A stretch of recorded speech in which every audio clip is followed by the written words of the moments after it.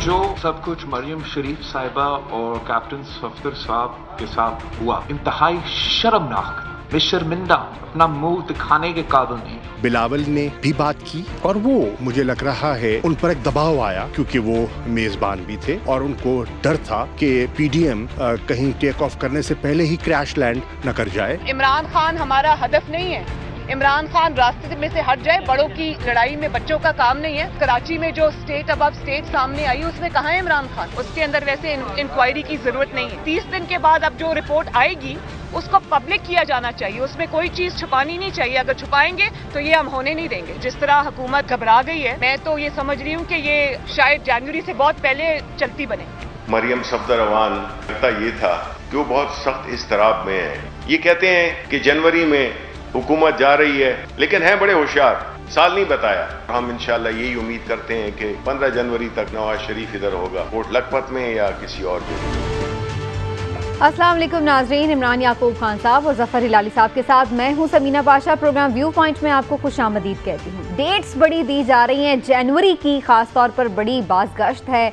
Opposition इस बात पर मुसर है कि जनाब हुकूमत को चलता कर देंगे जनवरी से पहले ही, जबकि हुकूमत इस बात पर मुसर नज़र आ रही है कि वो साबिक़ वज़ीर आज़म नवाज शरीफ साहब को वापस ले आएंगे जनवरी से पहले ही। और ये भी कहा जा रहा है कि पीडीएम के भी गुब्बारे में से हवा निकल जाएगी और तमाम मामला जो हैं वो ठीक हो जाएंगे। महंगाई के बारे में भी ऐसी ही डेट्स दी जा रही हैं कि जी दिसंबर तक महंगाई का भी खात्मा हो जाएगा, जनवरी से पहले महंगाई का भी खात्मा हो जाएगा, शेख साहब ने ये भी कहा है। और भी बड़े सारे हवालों से जनवरी की डेट्स बड़ी इंपॉर्टेंट हैं। और तो और जो फैटफ ने आज फैसला सुनाया है पाकिस्तान के बारे में कि उसे ग्रे लिस्ट में ही रखा जाएगा और अगली पेशी पर फैसला किया जाएगा कि पाकिस्तान को वाइट लिस्ट में डालना या नहीं, तो वो भी आइंदा साल ही अब फैसला होगा कि कब होगा। तो जनाब ये बहुत सारे अहम मामलात हैं, यानी पॉलिटिकल सिनेरियो भी है। नवाज शरीफ साहब का वापस आना, वज़ीर आज़म ने आज फिर एक इंटरव्यू दिया जिसमें उन्होंने दोबारा से सज़्म का इजहार किया है। साथ ही साथ एक अहम आज ये फैसला भी सुप्रीम कोर्ट का जारी कर दिया गया, तफसीली फैसला जो जस्टिस काजी फ़ाइज़ ईसा के रेफरेंस से मुतालिक था, और उसके हवाले से भी बात करना बड़ा ज़रूरी है। तो आज काफ़ी कुछ है प्रोग्राम में, आप सबको मैं खुशामदीद कहती हूँ। और बात करते हैं थोड़ी पॉलिटिकल सिनेरियो से। सबसे पहली बात जो ये कि इमरान खान साहब का जो फोकस नज़र आ रहा है वो बहुत ज़्यादा इस बात पे इंसिस्ट कर रहे हैं कि अब नवाज शरीफ साहब को नहीं छोड़ेंगे, हर हाल में उन्हें लेके आएंगे। तो ये अज़ाइम हैं प्राइम मिनिस्टर साहब के। जान लेते हैं जी क्या है इसमें ख़ास बात। इमरान साहब आपको क्या लग रहा है, इमरान खान साहब इतने पूरे तमाद क्यों हैं? इवन के वज़रा तो डेट्स तक दे रहे हैं कि जी 15 जनवरी से पहले ही नवाज शरीफ साहब जेल में होंगे। ऐसी क्या चीज़ कामयाबी हाथ लग गई है हुकूमत के? बिस्मिल्लाहिर्रहमानिर्रहीम। समीना, बात ये है कि मैं ये समझता हूँ कि हुकूमत के हाथ तो कुछ नहीं लगा, इसलिए वो अपनी सुबकी मिटाने के लिए ये बज़ाहिर ये शो कर रहे हैं कि वो बड़े पूरे तमाद हैं और ऐसा हो जाएगा। आप मेरी बात देखें, हम इस प्रोग्राम में कितनी दफ़ा ये बात डिस्कस कर चुके हैं कि जो बरतानवी हुकूमत है उसने किसी की ख्वाहिश व फरमाइश पे कोई काम नहीं करना, उन्होंने अपने कानून के मुताबिक काम करना है। और दूसरी बात ये है कि फिर उन्होंने कानून के मुताबिक जब काम करना है तो उसमें ना तो आपका उनके साथ कोई मुआहदा है और ना ही उनका कानून इस बात की इजाज़त देता है कि अगर कोई बंदा वहाँ पे बीमार है, ये तो है ना कि नवाज शरीफ साहब जो हैं उनको दिल का आर्जा तो है ना, उनकी जो माजी करीब की बीमारियाँ हैं उनको आप भूल जाएं, लेकिन उनको जो 2-3 बीमारियां हैं और दिल का जो उनका प्रोसीजर था वो भी वहाँ हुआ था।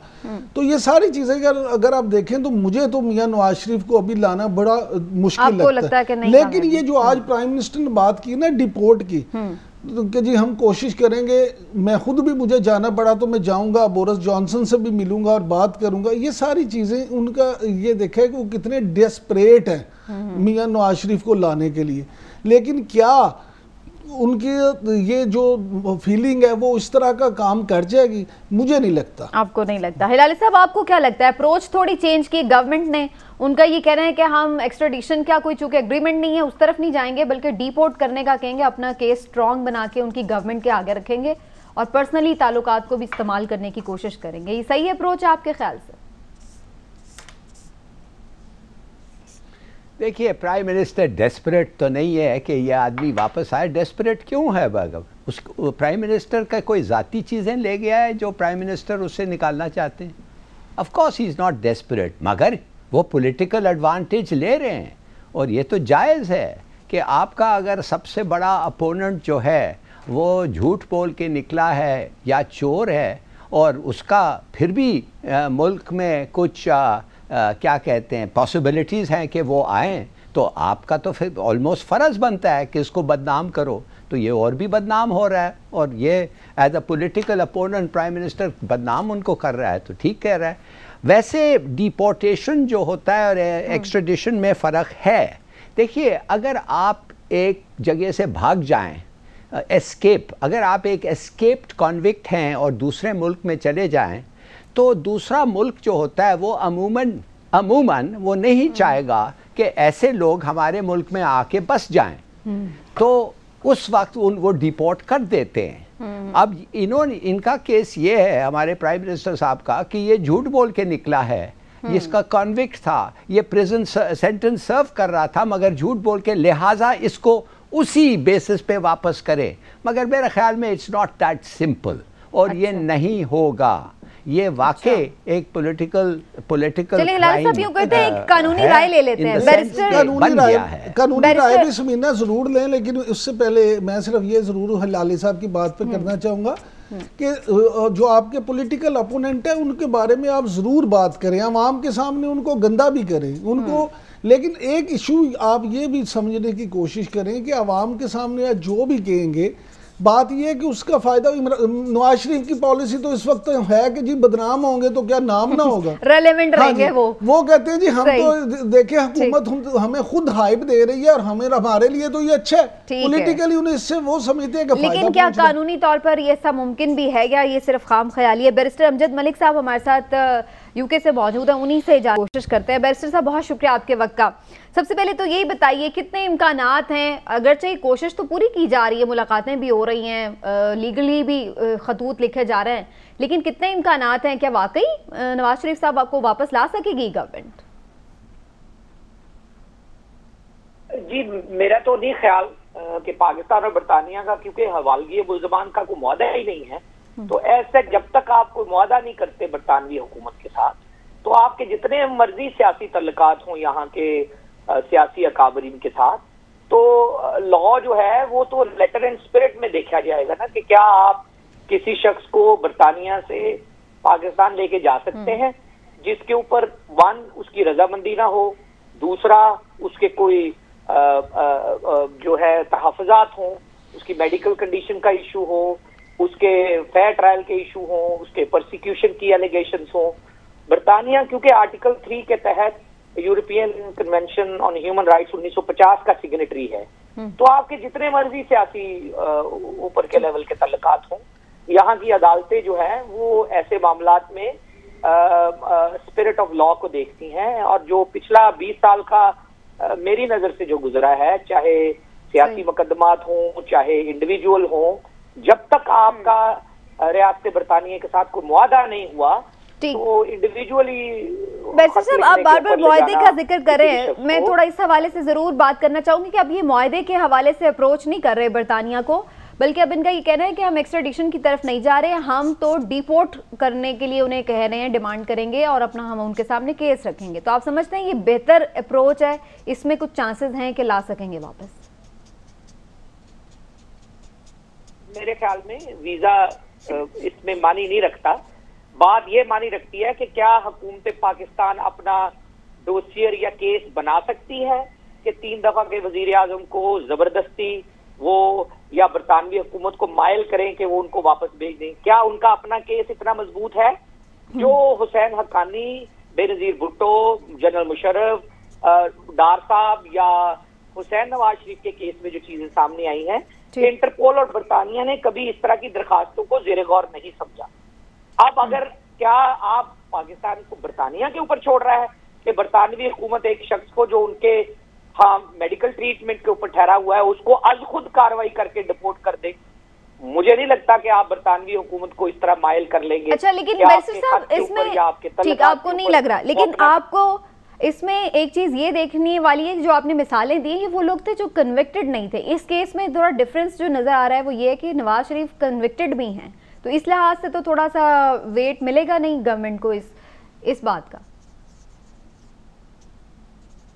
कन्विक्टेड हो या ना हो, इशू ये है कि वाया क्या उनको पाकिस्तान में पहले उनके साथ फेयर ट्रीटमेंट हुई है, क्या अब जाके उनको फेयर ट्रायल ट्रीटमेंट मिलेगी, क्या जहाज पे चढ़ाने से उनकी जान को खतरा होगा या नहीं, उसके ऊपर डॉक्टर की राय हतमी होगी, किस बिना पे वो यहाँ ठहरे हुए हैं, क्या वो खुद जाना चाहते हैं, क्या उनको जबरदस्ती भेजा जा सकता है, और अगर जबरदस्ती भेजा जाएगा तो क्या एहतमाल है कि उनके कौन कौन से जो हकूक है वो पामाल होंगे, और बरतानवी हुकूमत ठीक है। यानी बहुत सारे सवालात हैं जिनको देखना पड़ेगा। बहुत बहुत शुक्रिया आपका बैरिस्टर अमजद मलिक साहब, आप हमारे साथ मौजूद है। इमरान साहब, ये तो वो वाली बात है ना, फिर मैं इनकार ही समझूं। यही बात है जो मैं कह रहा था ना, ये एग्जैक्टली आप देखें बैरिस्टर अमजद साहब ने भी यही बात की है। प्रॉब्लम ये नहीं है कि आना चाहिए या नहीं, हम तो चाहते हैं कि वो नवाज शरीफ वापस आए या हुकूमत उनको वापस लाए। इमरान साहब, फवाद चौधरी साहब ने हमें ज्वाइन कर लिया, वफाकी वजीर भी हैं, उनसे इस मामले पे भी बात करते हैं और आगे भी जो एक अहम मामला जैसे कि काजी फायज ईसा साहब का भी आज वो आया है तफसीली फैसला, उस पर भी उनके कमेंट लेंगे। शुक्रिया आपका फवाद चौधरी साहब, आपने वक्त निकाला। पहले तो हम जैसे ये नवाज शरीफ साहब की बात कर रहे हैं, अभी हम बैरिस्टर साहब अमजद मलिक साहब से बात कर रहे थे यूके से, वो भी ये कह रहे हैं कि बेशक आप एक्स्ट्राडिशन की तरफ नहीं जा रहे, डिपोर्ट करने का डिमांड कर रहे हैं, लेकिन फिर भी नवाज शरीफ साहब को वापस लाने के चांसेस बिल्कुल ना होने के बराबर हैं, जबकि आपने तो 15 जनवरी की डेट दे रखी है फवाद साहब। उसकी वजह यह है कि नवाज शरीफ साहब जो हैं वो एक विजिट वीजे के ऊपर है वहाँ पे, और इसलिए हमने डेपुटेशन की बात की है और एक्स्ट्राडिशन की है, क्योंकि अगर वो वहाँ पे उनके कोई राइट्स ही नहीं है रहने के तो फिर उनका एक्स्ट्राडिशन नहीं बनता। वो एक अदालती फैसले के नतीजे में गए थे, अदालत ने अब उन्हें वापस बुला लिया है, अब उन्हें इख्तियारी डिक्लेयर कर दिया है, सजा याफ्ता वो है। लिहाजा जो यूके की अदालतें हैं और जो जस्टिस सिस्टम है वहाँ पर भी एक बड़ी बहस चल रही है कि इस वक्त पूरी दुनिया से स्पेशली थर्ड वर्ल्ड से वहाँ पे लोग जो हैं वो पैसे चोरी करके वहाँ पे आ जाते हैं, जिससे पूरा आप समझिए कि मंजरनामा जो है वो वहाँ पे बड़ा खराब हो रहा है, यूके का इमेज बड़ा खराब हो रहा है पूरी दुनिया में। इसकी वजह से उनके अंदर भी एक डिबेट है कि इस तरह के क्रिमिनल्स को यहाँ पे नहीं रखना चाहिए। तो मुझे उम्मीद यही है कि ये डिपोर्टेशन जो है ये जल्दी हो जाएगी और 15 जनवरी से पहले हम नवाज शरीफ साहब को वापस लाएंगे। अच्छा फवाद साहब, दूसरा ये जो आज एक अहम फैसला आया है काजी फायज ईसा के हवाले से, फैसला तो पहले भी आ चुका था, आज उसका तफसीली फैसला, आप समझते हैं कि हुकूमत की सुबकी हुई है इस मामले पर और कहीं ना कहीं जो लॉ मिनिस्ट्री है वो इसकी रिस्पॉन्सिबल है? देखिए, पहली दो बातें, एक पहली बात तो यह है कि हुकूमत की सुबकी तो नहीं हुई क्योंकि केस तो भी पेंडिंग है और सुप्रीम कोर्ट ने भी कहा है कि जब एफबीआर की इंक्वायरी मुकम्मल होगी तो सुप्रीम जुडिशल काउंसिल उस इंक्वायरी की रोशनी में अपना फैसला जो भी होगा वो करेगी। सो अब एफबीआर का फैसला आएगा तो सुप्रीम जुडिशल काउंसिल उसको बैठेगी, वो देखेगी कि क्या इसको कहते हैं। दूसरी जो बात है, मेरी ज़ाती राय में मैं हमेशा ये समझता हूँ कि बार काउंसिल जो है ना उनको अकाउंटेबिलिटी जो है जजेस की अपने हाथ में देनी चाहिए, और जजेस की जो क्वालिटी ऑफ जजमेंट्स हैं या ओवरऑल जो इशूज हैं वो बार काउंसिल्स को उसके ऊपर रिएक्ट करना चाहिए, और बार काउंसिल जो है उनको फोरफ्रंट पे रहना चाहिए हुकूमत की बजाय। हुकूमत जब रेफरेंस फाइल करेगी चाहे वो जेन्युइन ही क्यों ना हो, तो एक जुडिशरी में बार काउंसिल में चला जाता है कि ये कहीं जुडिशियल इंडिपेंडेंस पे हमला तो नहीं हो रहा। इसलिए मैं जाती तौर के ऊपर हुकूमत की तरफ से जजेस के ऊपर रेफरेंस करने के हक में नहीं। अच्छा, और मैं ये समझता हूँ कि बार काउंसिल को ये काम करना। फवाद चौधरी साहब, आप क्योंकि खुद भी एक माहिर कानून है, मैं जानना ये चाहूँगा कि जो जस्टिस फैसल अरब साहब और जस्टिस याया अफरीदी साहब ने डिसेंडिंग नोट लिखा है, तो तफसीली फैसले में इस नोट की क्या कानूनी हैसियत होती है? वो तो मिनॉरिटी जजमेंट है, तो जो 7 जजेस का जो फैसला है वही फैसला है जो प्रैक्टिकल करेगा। बाकी जो है वो सिर्फ एकेडमिक डिस्कशन है, उसका प्रैक्टिकल नहीं है। लेकिन चौधरी साहब, ये सदर के ऊपर बड़ी बात हो रही है कि जी सदर ने अपना आईनी रोल नहीं सही से प्ले किया। आप समझते हैं कि उनकी तरफ उंगलियां उठने से ऑपोजिशन को भी एक जवाब मिल जाएगा कि जी इनकी इम्पीचमेंट की जाए, ये तो सही तौर पे काम ही नहीं कर सके अपना? नहीं, मेरा नहीं ख्याल। उन्होंने ये देखा, उन्होंने 2 बातें सुप्रीम कोर्ट ने ये कही है, जब सिंधी फैसला है उसमें उन्होंने कहा जी मेला फाइडी का कोई सबूत जो है वो नहीं मिला, ना ही कोई इस तरह की कोई इंटेंशन गवर्नमेंट की जो आई है जिसमें कोई बदनीति साबित हो। प्रेसिडेंट साहब देखें, अगर कोई भी प्रेसिडेंट हो, आप भी प्रेसिडेंट हो, इमरान हो, आप क्या करेंगे? आप लॉ मिनिस्टर को और अटॉर्नी जनरल को बुलाएंगे, उनसे डिस्कस करेंगे, वो कहें कि नहीं बनता है तो आप कर देंगे। जाहिर है डॉक्टर आरिफ अलवी तो डॉक्टर है, वो लॉयर तो नहीं है, तो वो तो जो लीगल मशवरा जो दो टॉप एडीज देंगे वो उसके मुताबिक चलेंगे। और मेरा ख्याल है उन्होंने अपना जो राइट है वो यूज किया। तो चौधरी साहब, ये जो उन्होंने कहा कि आप वफाकी वज़ीर कानून, चेयरमैन ARU और चेयरमैन FBR के खिलाफ कार्रवाई करें और फिरदौस हाशी कवान साहबा के खिलाफ तौहीन अदालत की कार्रवाई करें, तो उसको आप किस नज़र से देखते हैं? ये तो एक जज साहब का फैसला है। जिस तरह से मैंने आपसे कहा कि जो अक्सरियती फैसला है 7 जजेस का, क्योंकि उसमें ये नहीं है कुछ इस किस्म की बात, तो वो फिर इन्फोर्सेबल नहीं होगा। हिलाली साहब, फिरदौस हाशी कवान साहिबा ने तो के हवाले से तो अक्सरियती फैसले में लिखा है ना? नहीं, जो ये है मेरा ख्याल है ये उनका फैसला है, एक जज साहब का फैसला है। 7 जजेस के फैसले में उन्होंने कहा कि मेल ऑफ आइटी नहीं है और सुप्रीम जुडिशल काउंसिल जो है वो FBR की रिपोर्ट को देख के फैसला है। हिलाली साहब, आप भी सवाल करना चाह रहे हैं? अच्छा चौधरी साहब, जो 5 जजों का फैसला है उसके पैराग्राफ 61 में फिरदौस हाशी कवान साहबा के हवाले से उन्होंने कहा है, तो अगर उन्होंने कहा अक्सरियती फैसले में आया तो फिर तो जाहिर है कि उनके ऊपर वो कंटेम्प्ट जो है वो तो सुप्रीम कोर्ट का फिर बेंच जो है वो इशू करेगा। अच्छा फवाद चौधरी साहब, अब आपकी मौजूदगी का थोड़ा सा फायदा उठाते हुए थोड़ा ज़ाहिर पॉलिटिकल सिनेरियो पे भी बात करना बड़ा ज़रूरी है। जो इस वक्त सारी सिचुएशन चल रही है, 2-3 चीज़ों पे बड़ी बात हो रही है। आज भी प्राइम मिनिस्टर साहब से जब इंटरव्यू में पूछा गया IG के मामले के ऊपर, तो उन्होंने आज भी कोई उस पर ख़ास कमेंट नहीं किया, बल्कि हंस के उन्होंने टाल दी वह मामला। इस मामले का लॉजिकल एंड क्या देख रहे हैं आप सर? इदारों में टकराव की सी कैफियत लग रही है। मेरा ये ख्याल है कि जो सबसे अहम बात प्राइम मिनिस्टर साहब के इंटरव्यू में आई है, तो उन्होंने अपोजिशन को ये कहा है कि आप हमसे NRO ना मांगे, आप हमें अपने केसेस के ऊपर जो है वो ना कहें कि करेंगे। इसके अलावा आप जो बात भी डिस्कशन करना चाहते हैं गवर्नमेंट से, उसके ऊपर आप बैठें और डिस्कशन करें। असल जो इम्पोर्टेंट बात है मेरा ख्याल है वो ये है, और उसमें मेरा हमेशा नुक्ता नज़र ये रहा है, और अपोजिशन को भी मैं जो लीडरशिप से मुलाकात होती है या कहीं बात होती है, मैं ये कहता हूँ कि आप अब अगर आप बात करना चाहते हैं तो पहले शुरू वहाँ से करें जहाँ पे कंसेंसस हो सकता है। इलेक्टोरल रिफॉर्म्स हैं, ये इलेक्शन के इस्लाहात हैं, इनके ऊपर बात हो सकती है और आप बैठे बात करें। इसके बाद और जो हमारी इश्यूज हैं सिक्योरिटी के या बाकी जो फंडामेंटल इश्यूज हैं, और सबसे फंडामेंटल इशू तो भारत इलेक्शन की साफ और शफाफ होना है, उससे बैठ के डिटेल में हमें अपना लायमत दे देना चाहिए। और अगर आप पहली दफा ही कहें कि नहीं हमारे पहले केसेस खत्म करें, वो देखिए प्राइम मिनिस्टर ने नहीं माना, वो पहले भी ये बात बड़ी वाज़ेह कर चुके हैं, उसके ऊपर जो है PTI और PM बिल्कुल यकसू। अच्छा चौधरी साहब, एक बात मैं ये जानना चाहूंगा कि ये जो मरियम नवाज और मौलाना कह रहे हैं कि जी जनवरी से पहले ये हुकूमत चली जाएगी, और आज प्राइम मिनिस्टर ने भी कहा कि दोबारा भी अगर इलेक्शन हो गए तो हम जीत के आएंगे, तो क्या वो खाली सियासी नारे लगा रहे हैं या वाकई कोई ऐसी चीज़ है जो बार बार वो जनवरी से पहले का जिक्र करते हैं? वो तो देखिए ना, अपने सपोर्टर्स को हौसला देने के लिए तो चूरन तो बेचना होता है। दिसंबर में चले जाएंगे, वो तो इतना ही कोई ऐसी क़यामत नहीं आती। फवाद साहब आपसे मैं जी हिलाली साहब, फवाद साहब आपसे मैं आपसे पूछना और आपको शायद इन्फॉर्म भी करना चाहता हूँ कि देखिए, ब्रिटेन जो है, ग्रेट ब्रिटेन एक मेंबर है FATF का, और FATF का एग्रीमेंट जो मुल्क उसके मेंबर्स हैं उनके साथ ये है कि मनी लॉन्ड्रिंग जो है वो गलत है, और जिधर मनी लॉन्ड्रिंग का एविडेंस हो you have to pursue it. अब हमारे पास नवाज शरीफ का मनी लॉन्ड्रिंग का एविडेंस है, हमने वो एविडेंस कोर्ट में पेश किया है। हमारे पास और भी एविडेंस है मनी लॉन्ड्रिंग का नवाज शरीफ के ख़िलाफ़, तो क्यों नहीं हम बोरिस जॉनसन को कहें चलो ठीक है, अगर तुम इसको डिपोर्ट नहीं कर सकते तो कम से कम तुम्हारे कोर्ट्स में ये एविडेंस लेके इसकी ट्रायल करो, और अगर ये एविडेंस मुनासिब ठीक है, सॉलिड है, तो फिर as a member of FATF you have to punish him.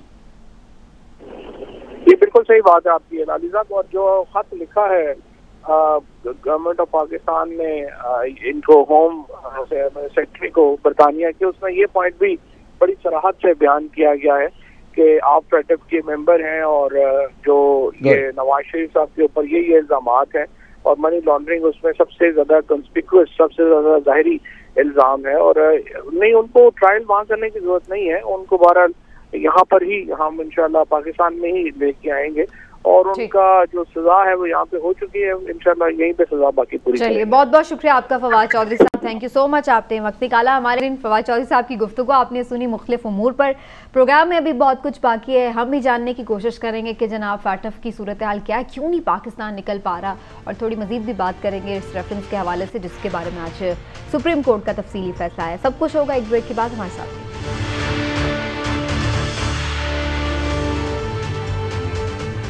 Welcome back नाजरीन। वापस आने के बाद ख़ास तौर पर थोड़ी बात ज़रूर करेंगे कि जो पॉलिटिकल सिनेरियो है जिसमें अपोजिशन की तहरीक भी चल रही थी, उसी के दौरान कैप्टन सफदर की गिरफ्तारी भी हुई और उसके बाद के जो मामलात हैं वो भी सब आपके इल्म में हैं, लेकिन उससे ऐसे लग रहा है कि शायद तहरीक और जलसे जुलूस तो कहीं पसे पुश तो रह गए और आगे जो मामलात हैं वो ज़्यादा ही बढ़ गए। थोड़ा हिलाल साहब को शामिल करते हैं। हिलाल साहब, आपको क्या नज़र आ रहा है सर, कैप्टन सफदर की जो गिरफ्तारी हुई उसके बाद आपको लगता है कि ऑपोजिशन में, खासतौर पर पाकिस्तान पीपल्स पार्टी और PMLN में कोई आपस में रिफ्ट आ गया है? जिस तरीके से गिरफ्तारी हुई उसमें और उसके बाद जिस तरह से इंक्वायरी हुई, आर्मी चीफ ने बिलावल को फ़ोन किया, उसके बाद क्या आपको लग रहा है कि ये एक पेज पर है?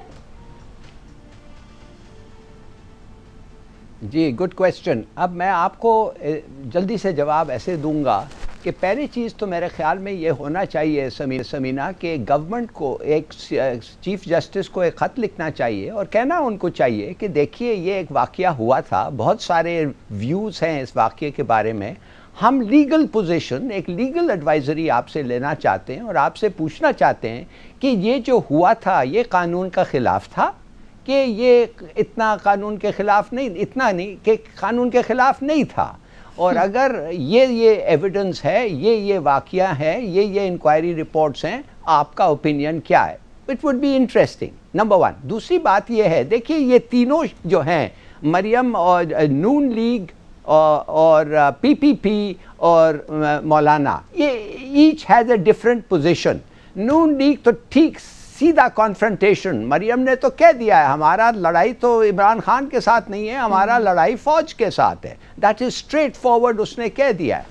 अब मगर हमें पता है कि उसके पार्टी में ऐसे लोग हैं, सीनियर पीपल हैं, जो वो नहीं चाहते कि इस किस्म की लड़ाई हो, उनको वो फिक्र करते हैं कि हमारे सिस्टम में स्टेक्स हैं और अगर ये सिस्टम को रैप अप कर दें तो हमारा कैसा फ़ायदा होगा। नवाज शरीफ ने अपने किश्ती जला दिए होंगे मगर हमने तो नहीं जलाया, और हमारे लिए मेरे ख्याल में अगर ये सिस्टम जाए और कुछ भी आए इसके बाद, जो आएगा इसके बाद, हम कैसे कह सकते हैं कि वो हमारे लिए अच्छा होगा। PPP का मुख्तलिफ है, PPP तो कहती है कि हम तो सिर्फ 2 साल रहे हैं गवर्नमेंट में, 3 साल और हैं, तो हम क्यों जाके खामखा इस सिस्टम को रैप अप करें, नंबर वन। दूसरी बात वो कहते हैं, और अगर गवर्नमेंट ऐसे हमें नेच पे पहुंचाया कि हमें कुछ करना पड़ेगा, तो हम प्रोविंशियल असेंबली को अगर हम डिसॉल्व कर दें तो इलेक्टोरल कॉलेज सेनेट का नहीं होगा, जब इलेक्टोरल कॉलेज सेनेट का नहीं होगा तो सेनेट इलेक्शंस नहीं हो सकते हैं, तो उसकी जगह पे क्या आएगा? नेशनल गवर्नमेंट आएगी, हो सकता है मार्शल लॉ आएगा, और अगर मार्शल लॉ आया तो PPP के लिए वो कैसे अच्छा है। तो मेरे ख्याल में PPP भी सोचेगी कि हम ऐसी चीज़ आसानी से नहीं कर सकते। JUI जो है उनका तो सिर्फ एक मकसद है ना, वो मौलाना साहब हैं, वो कहते हैं मुझे वापस लाओ, मैं पार्लियामेंट में वापस जाना चाहता हूँ, और अगर मौलाना साहब से कोई बात हो सकती है कि बाई इलेक्शन में उसको वापस लिया जाए तो हो जाए, तो कोई बड़ी बात नहीं है। अच्छा। अकेले तो वो कुछ नहीं कर सकते। ठीक है, तो आपको लगता है रिफ्ट्स हैं बीच में, हर एक के अपने स्टेक्स हैं, लेकिन इमरान साहब ऐसा लग रहा है कि पीपल्स पार्टी ने ज़रूर गेन किया है कैप्टन सफदर की गिरफ्तारी से, और आपको लगता है कि इस्टेब्लिशमेंट के साथ उनकी अच्छी सेटिंग हो रही है? देखें, अगर आप देखें ना, इस वाक़े के फौरी बाद आपको पीपल्स पार्टी का रिएक्शन नज़र नहीं आया। तकरीबन 48 घंटे बाद, मैंने अपने कॉलम में भी ये सारा वाक़या तहरीर किया कि 48 घंटे के बाद जो वज़ीर आला सिंध है मुराद अली शाह, उन्होंने एक प्रेस कॉन्फ्रेंस की, और वो प्रेस कॉन्फ्रेंस भी होम्योपैथिक थी। उन्होंने कोई बात पूरी तरह से नहीं की, बस गोलमोल बात करके तो वो चले गए, और ये भी कह गए कि कानून के मुताबिक कार्रवाई हुई है, और ये भी कह दिया कि जी पता नहीं किसके कहने पे हुई है, ये सारी बात। लेकिन आप इस बात को अगर उस कॉन्फ्रेंस तक देखें तो आपको यही लगता है कि पीपल्स पार्टी शामिल थी सारे खेल में। उसके बाद जब बिलावल भुट्टो ने जो प्रेस कॉन्फ्रेंस की तो उन्होंने जो उनका अंदाज था, जो उनकी बॉडी लैंग्वेज थी, जो उनके अल्फाज थे, मैं समझता हूँ कि उस दिन बिलावल भुट्टो ने वाकई ही गेन किया। और बिलावल भुट्टो ने एक दफ़ा ये साबित किया, अपने आप को एक मैच्योर सियासतदान के तौर पे सामने प्रेजेंट किया। उन्होंने बड़ी इंतहाई मुख्तसर प्रेस कॉन्फ्रेंस की, लेकिन बड़ी टू द पॉइंट की, और उन्होंने कहा कि जनाब मैं तो मुंह नहीं दिखा सकता, मैं बहुत शर्मिंदा हूं। हाँ जी, और सारी चीजें उन्होंने खुलकर बयान की। लेकिन पीएमएलएन तो कहीं ना कहीं ये फील कर रही है ना कि वो पीएमएलएन के तो लोग आके करेंगे जी आर्मी चीफ या वो क्यों, उनसे क्यों अपील की जा रही है, इंक्वायरी की बिलावल ने क्यों की? बिलावल समझते हैं कि उनके दायरे की बात है। उसकी वजह ये है कि जब अगर इल्जाम अगर उस पे आएगा, अब देखें पुलिस, आईजी पुलिस तो इंक्वायरी नहीं कर सकते, उनके साथ तो वाकया हुआ, तो फिर कौन करेगा इंक्वायरी? जिस पे इल्ज़ाम है अगर उनके हेड को उन्होंने कहा कि जी आप कर दें। अब ये सारी चीज़ें आप देखें, पीपल्स पार्टी को इससे फ़ायदा ज़रूर हुआ, लेकिन मैं समझता हूँ कि ये इतनी बड़ी हुकूमत की तरफ से गलती थी कि इससे पीडीएम को भी फ़ायदा हुआ। हुकूमत की तरफ से क्या गलती थी? जो ये इक़दाम किया गया, जिस तरह से हुकूमत कहाँ थी भाई, जिस तरह से भी अब सुन ले, गवर्नर सिंह तो ये कह रहे हैं ना, आपको नहीं पता, गवर्नर सिंह तो ये कह रहे हैं कि मैंने कहा था। ये सारी चीजें आप देखेंगे ना, जब इंक्वायरी सामने आएगी, जिस पे भी जिम्मेदारी आएगी, वफाकी हुकूमत जो है, मुझे आप ये बताएं कि किसको ये जल्दी थी कि इस तरीके से ये सारी कार्रवाई की? इलाली साहब कुछ कहना चाह रहे हैं? इलाली साहब, वफाकी हुकूमत का क्या कसूर है इस सारे केस में? नहीं, ये अभी यही तो मैं ठहर रहा था कि इमरान ये पॉइंट डेवलप करे। मैं तो ये सिर्फ पूछना चाहता हूँ, आपको शर्मिंदा आप नहीं हुए कि क़ैद आज़म के मज़ार के सामने आपका एक ऐसा मेहमान को आपने बुलाया था जो लंगूर के तरह लपक लपक के आवाज़ें दे रहा था और नाच रहा था? क्या आपको इस बात पे शर्म नहीं आई कि मुल्क क्या सोचेगा ऐसे बेहुरमती पे? माय गॉड, मैं तो ये समझ नहीं सकता हूँ कि इस किस्म के मेहमान अगर ये इनवाइट करते जाएं तो मैं तो समझता हूँ बड़ा गड़बड़ हो जाएगा। हमने पाकिस्तान के लोगों ने 1 मील के रेडियस पे हमने एक कानून बनाया कि कोई इमारत 23 मीटर 2 फुट से ज़्यादा नहीं बन सकता, इसलिए कि क़ैद आज़म के मज़ार से ऊंचा नहीं हो सकता। ये है हमारी इज्जत उस आदमी के लिए। हमारी इज्जत उस आदमी के लिए एक ही आदमी है, विदाउट डाउट। ये आप भूल जाएं अचकजाई, एक ही आदमी है विदाउट डाउट, जो पूरा पाकिस्तान इज यूनाइटेड, मिल के हम उसकी कदर करते हैं। और आप आके इस किस्म के ये करते हैं और फिर आप कहते हैं कि मुझे शर्म आ रहा है कि गवर्नमेंट ने उसको पकड़ने की कोशिश की। ये बताता है कि ये आदमी कोई और प्लेनेट में रह रहा है। ये बिलावल इस दुनिया में, पाकिस्तान में नहीं है, ये पता नहीं किस प्लेनेट में है। ये समझता है कि हाँ, इसको हम उससे एम्पैथाइज करें कि उसकी शर्मिंदगी पे। हम तो उस शर्मिंदगी पे एम्पैथाइज करते हैं कि एक मेजर पार्टी का एक लीडर आके इस किस्म की हरकतें करता है। अच्छा हिलाली साहब, आपका गुस्सा बिल्कुल जायज़ है, आप बिल्कुल ठीक बात कर रहे हैं, लेकिन मुझे आप ये बता दें कि अगर 6 बजे जो मुस्लिम लीग नून का इल्ज़ाम है कि दरवाज़ा तोड़ के जिस तरह से उनको पकड़ा गया, अगर 2 घंटे बाद उसको गिरफ्तार कर लिया जाता तो क्या क़यामत आ जाती?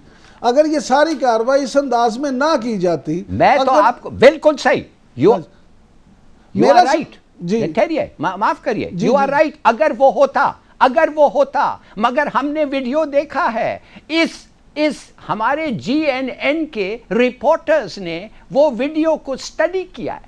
आने के पहले मैं उनसे बात कर रहा था और उनका कहना यह था कि एक चीज पक्का अब हो गया है कि दरवाजा तोड़ा नहीं गया था, कोई नहीं, बिल्कुल नहीं तोड़ा गया था। उसको मैं आपको बताता हूं क्या हुआ। पुलिस पार्टी आई, आधा घंटा पहले उसको फोन किया, कहने लगे पुलिस पार्टी आ गई है आपको लेने के लिए, आप मेहरबानी से आ जाएं। उसने सुना और फोन रख दिया। 15 मिनट बाद फिर एक फोन गया नीचे से, रिसेप्शन से, उनको कि जी पुलिस पार्टी आई है, वो ठहरी है, आपके इंतजार कर रही है आपके लिए। फिर फोन रख दिया। फिर ये लोग ऊपर गए हैं और होटल के चाबी के साथ उन्होंने वो दरवाजे को खोला। जब उधर से ये आया उसको इन्होंने लेके, ये कोई कमरे में नहीं आके बेहुरमती कुछ नहीं हुई। खैर मीडिया ट्रायल क्या करें, इंक्वायरी हो रही है, वी होप कि सही एक फेयर इंक्वायरी होगी और सारी चीजें सामने आ जाएंगी उसमें। ये तो हिलाली साहब दोनों तरफ के मौकफ है ना। बिल्कुल ठीक है, हम कैसे कह सकते हैं अभी इंक्वायरी से पहले, ना आप मौके पे मौजूद थे ना मैं मौजूद था। Very right. हाँ जी, तो चलिए let's wait for the results के इंक्वायरी से क्या रिजल्ट आता है उसी से ही पता चलेगा, और कि जो भी रिजल्ट्स होंगे उसको ना सिर्फ ये कि हम सब कबूल करेंगे बल्कि हर जो इसमें स्टेक होल्डर है वो भी कबूल करे। एक ब्रेक लेते हैं नाज़रीन, वापस आते हैं तो बात करेंगे आखिर क्या वजह है कि डू मोर फैटअप भी अब हमें डू मोर ही कहता चला जा रहा है, निकाल क्यों नहीं रहा ग्रे लिस्ट से। एक ब्रेक।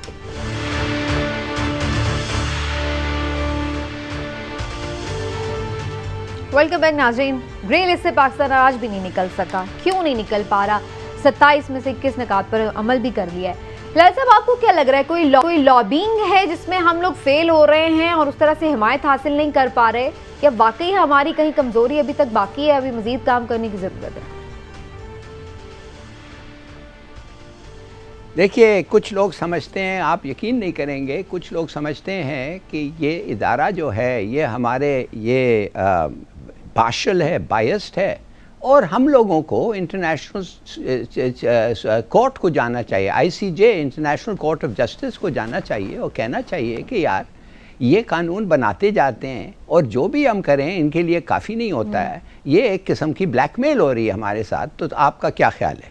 मगर मैं समझता हूँ वो गलत है, मैं समझता हूँ that is not the right cause. क्यों? मैं आपको एक्सप्लेन करता हूँ। देखिए, उन्होंने हमें कहा फलाने लॉज आप पास करें, हमने बड़े मुश्किल से, आपको पता है कि क्या हो रहा था जब हम ये लॉज पास कर रहे थे, मगर शुक्र है खुदा हमने पास कर लिया, हम ब्लैक लिस्ट से बच गए, हम ग्रे लिस्ट में हम ब्लैक लिस्ट से बच गए। अब वो कह रहे हैं आप प्रोग्रेस कर रहे हैं, वो आपको तारीफ कर रहे हैं, वो कहते हैं पाकिस्तान इज़ प्रोग्रेसिंग, मगर वो कहते हैं कि अभी जो आपके लॉज आ गए हैं मेहरबानी से कुछ तो अमल करें। ये तो 10 दिन हुए हैं कि ये लॉज आए हैं, कुछ अमल करके हमें कुछ हाथ में दें कि हम कह सकते हैं कि हाँ आप इम्प्लीमेंट भी कर रहे हैं। इसलिए कि इस दौरान बड़े केसेस और भी आ गए हैं उनके सामने, तो प्लीज़ करें कि हम नहीं चाहते कि आपको हम ब्लैक तो आपको लगता है उनकी जजमेंट फेयर है?